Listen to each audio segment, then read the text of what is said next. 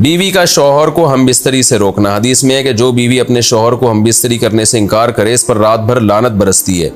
इस हदीस की वजाहत फरमा दें।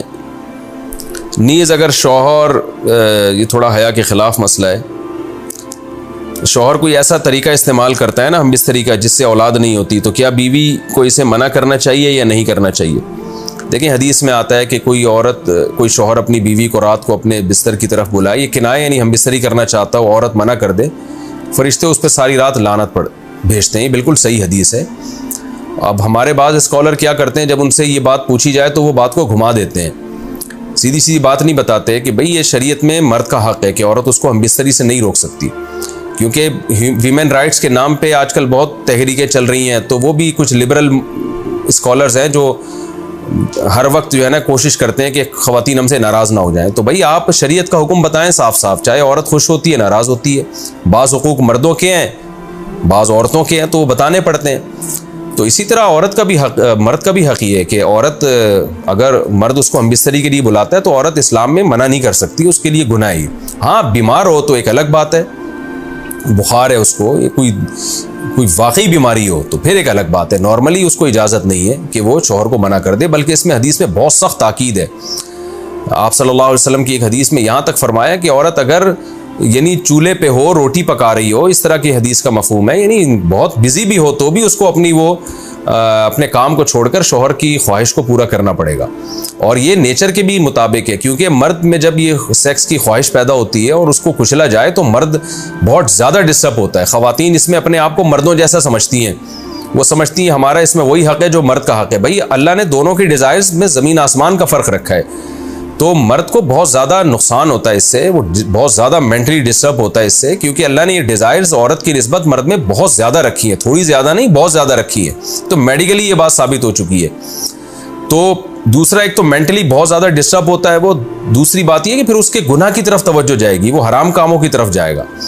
तो इसलिए औरत को इस बारे में मर्द का साथ देना चाहिए। यहाँ फ़ौरन बाज़ ख़वातीन ये सवाल पूछती हैं कि अच्छा अगर औरत के दिल में ख्वाहिश हो और मर्द वो ख्वाहिश पूरी ना करे तो क्या मर्द पे भी लानत होती है? तो उसका सीधा सीधा जवाब ये है कि नहीं, मर्द पे लानत नहीं होती। उसकी वजह यह है, दो और दो चार की तरह मैं साफ बात करूँगा।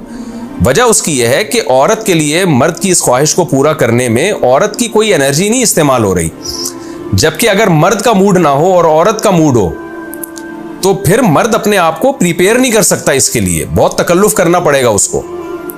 अखलाकी तौर पर तो ठीक है, मर्द को यही हुक्म दिया जाएगा कि ज़ौजा की ख्वाहिश को पूरा करे, लेकिन उस पर शरीयत ने लाजिम नहीं किया है, क्योंकि एक चीज़ मर्द के इख्तियार में नहीं है तो लाजिम कैसे हो सकती है? यानी एक आदमी का वो जहनी तौर पर तैयार ही नहीं है उसके लिए, तो मर्द के लिए तो जब तक जहनी तौर पे तैयार ना हो ये अमल कर नहीं सकता, जबकि औरत कर सकती है। तो एनर्जी जो इस्तेमाल होती है ना इसमें बहुत ज़्यादा, वो तो मर्द की एनर्जी यूज़ होती है। तो शरीयत उसको कैसे पाबंद बना सकती है कि उसके जहनी तौर पर वो मेंटली तैयार से यानी एक अमल कर सकता है? तो ये जुल्म होता है उसके ऊपर कि वो मेंटली तैयार नहीं है और उसको शरीयत कहे कि अगर बीवी आपसे मुतालबा कर रही है और आप मुतालबा पूरा नहीं करोगे तो आप पर लानत होगी। तो वो उस लानत से बचने के लिए अपने आप को मेंटली कैसे तैयार करेगा? बाज़ दफ़ा तैयार कर लेता है, बाज़ दफ़ा नहीं हो पाता। इसका तो दिमाग से बहुत गहरा ताल्लुक है।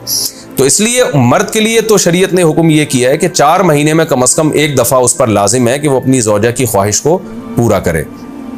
और वैसे जब ज़ौजा में ख्वाहिश हो तो अखलाकी तौर पर मर्द की जिम्मेदारी है कि वो अपनी ज़ौजा की ख्वाहिश को पूरा करे, लेकिन शरीयत ने उस पर वाजिब नहीं करार दिया, क्योंकि ये उसके इख्तियार से ऊपर की चीज़ हो जाएगी।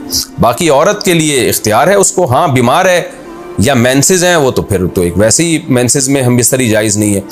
बाकी रहा ये मसला कि ख़वातीन फिर ये कहती हैं कि इस्लाम ने तो फिर मर्दों को बहुत ज़्यादा हुकूक दे दिए, तो ऐसा नहीं है। अगर ये हक़ इस्लाम ने मर्द को दिया है तो बहुत सारे हुकूक औरत को भी तो दिए है ना, बहुत सारे औरत को भी तो हुकूक दिए कि जो खुद पहनते हो, जैसा मयारी लिबास खुद पहनते हो अपनी बीवी को भी वैसे ही मयारी लिबास पहनाओ, जैसा मयारी खाना खुद खाते हो हदीस में आता है वैसा मयारी खाना बीवी को भी खिलाओ। तो ये भी तो औरत को भी तो हुकूक दिए हैं। हमारी ख़वातीन जिस वेस्टर्न कल्चर को फॉलो कर रही हैं उस कल्चर में तो ये है कि औरत शौहर को हमबिस्तरी से रोक सकती है, शौहर बीवी को भी रोक सकता है, यानी शौहर भी मना कर सकता है, औरत भी मना कर सकती है। वहाँ दोनों के हुकूक सेम है, लेकिन फिर वो इतने सेम है कि फिर वहाँ मर्द के ज़िम्मे शौहर का औरत के ज़िम्मे यानी मर्द के ज़िम्मे औरत का नान नफ़क़ा भी नहीं है। तो फिर गैस बिजली के बिल भी औरत यानी मर्द के जिम्मे नहीं है। तो फिर ख़वातीन से लेना है ना वेस्टर्न कल्चर को, तो फिर पूरा लेना वहाँ से। तो फिर शौहर क्यों गैस बिजली का बिल जमा करा रहा है, बच्चों की स्कूल की फीसें शौहर क्यों दे रहा है, शौहर नानफ़ा क्यों दे रहा है? तो जब इस्लाम ने कुछ हुकूक औरत को दिए हैं तो कुछ शौहर को भी दिए हैं, तो इसी तरह से बैलेंस हमारी सोसाइटी में कायम होगा। तो इसलिए ख़वातीन को ये नहीं करना चाहिए, क्योंकि बहुत सी ऐसी शिकायतें आती हैं जिसमें मर्द बहुत ज़्यादा डिस्टर्ब होता है, फिर वो उनकी लड़ाइयाँ होती हैं, तलाक़ें होती हैं। औरत इसको नॉर्मल ले रही होती है, मर्द के दिमाग पे शहवत का एक जुनून चढ़ा हुआ होता है। जब बीवी उसको मना करती है वो बहुत ज़्यादा मेंटली डिस्टर्ब होता है, और फिर वो मार धाड़ तक नौबत भी आती है, फिर वो तलाक़ों तक नौबत भी आती है। तो ये बहुत गलत चीज़ है। हमारे नबी सल्लल्लाहु अलैहि वसल्लम ने जब औरत को हुक्म दिया है कि मर्द की ख्वाहिश को, अपने शौहर की ख्वाहिश को पूरा करे, तो इसी में खैर है। औरत को चाहिए उस वक्त चाहे दिल ना भी चाह रहा हो, अपने शौहर की इस ख्वाहिश को पूरा कर दिया करें। उसके वक्ती तौर पर तो आपको नुकसानात नज़र आएंगे, लेकिन लॉन्ग टर्म में उसके फ़ायदे हैं, इससे घर में फ़ायदे हासिल होंगे, और इस्लाम की मान के चलने में ही औरत के लिए खैर है।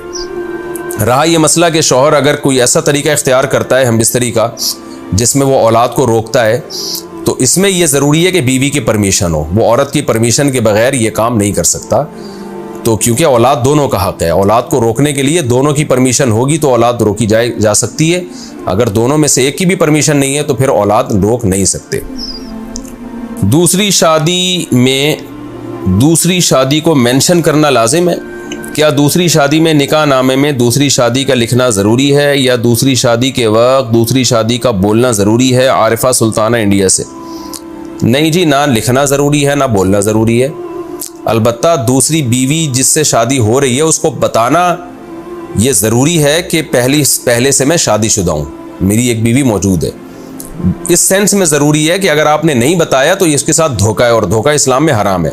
निकाह तो हो जाएगा, आप बताएं या ना बताएं, निकाह तो नाम है इजाब व कबूल का, वो तो हो जाएगा, रजिस्ट्रेशन भी हो जाएगी उसकी पाकिस्तानी क़ानून में। लेकिन उसमें अगर आपने दूसरी बीवी को नहीं बताया कि मेरी पहले से मौजूद है, तो ये धोखा बहरहाल है और धोखे का गुनाह होगा।